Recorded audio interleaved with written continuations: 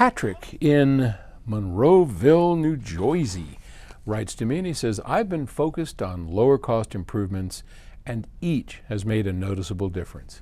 Good job, sir. With these taken care of, it's time to move on to higher cost improvements to my stereo system. My next step is to add room treatment and upgrade to a higher class of speakers. So my question is, which do you recommend I tackle first?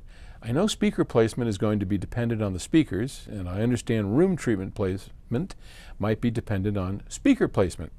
It feels like a real chicken and egg problem, so which come first?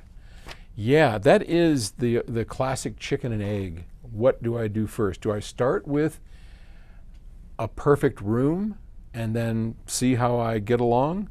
Or do I start with the perfect speakers and get them to work right and then improve the room?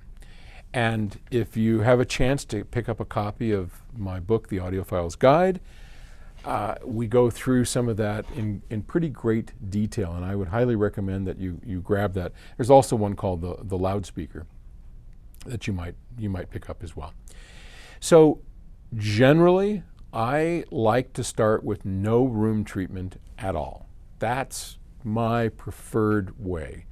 I've been in too many situations where there's been a tremendous amount of room treatment and I get in and try and fool around with the system to get it to work right, and it's a real challenge because of all that room treatment. Room treatment, as you intimated here, is very specific, not just to the room, but to the speakers, to the speaker setup, all of that kind of stuff. So generally, you want to start with get the speakers, get them set up as best you can, then add room treatment. I'll tell you a quick story. Years ago, I was in Asia, as I used to go a lot for Genesis speakers, and I would go help set up speakers or go to a customer. I mean, because these speakers were like Infinity IRSs. They were $120,000. They were giant, massive things. So people made big investments, and they wanted someone like myself or Arnie to come over and tweak them and, authorize them, if you will, help them with it. Fair enough. And that, boy, what a bunch of great experiences. I could tell story after story. I also have another book called 99% True, where I relay a lot of these stories. But anyway, so I met this guy. This guy had the entire floor of an apartment complex dedicated to his stereo. And he was struggling with it. He had a big pair of Gen 1s in the room.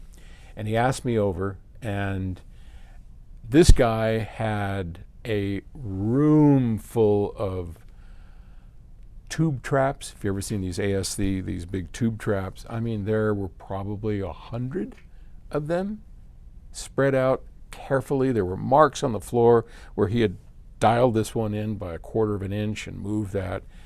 And I got in, I could not make the speaker sound right. Everything I tried. And these Gen 1s are hard to move around.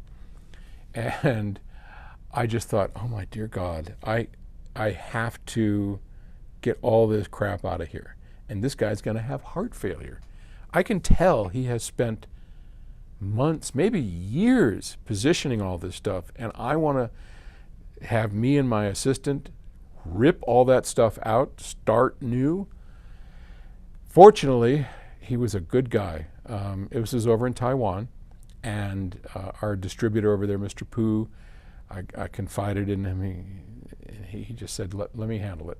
So he went over and they talked, and the guy, I could see his eyebrows going up and smoke coming out of his ears. But then he calmed down and he goes, okay. So we hauled every one of those out, put them over to the side. It took me maybe an hour, and I got the speakers sounding great. And then one by one, we brought them back in, and that was one of the best sounding systems I've ever heard. So long-winded story to help you understand where I'm coming from. Start with the speakers first, then do your room. Okay? Good luck. Thanks.